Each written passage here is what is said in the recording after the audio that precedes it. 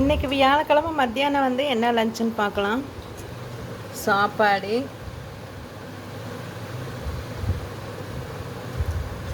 நேற்று நைட்டே வந்து முட்டை குழம்பு வைக்கலான்னு பிளான் பண்ணியாச்சு.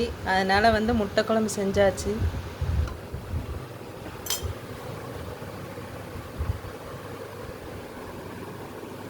வெறும் சாப்பாடு போட்டுக்கலாம்.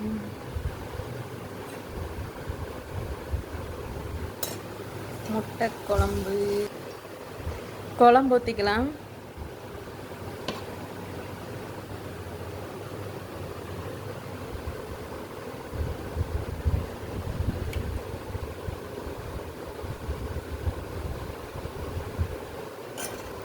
ரசம் வந்து அடுப்பில் இருக்குது. காலையில் சுட்ட பூரி இருக்குது, அது ஒன்று வச்சுக்கலாம். பூரிக்கு முட்டை குழம்பு வச்சுக்கலாம்.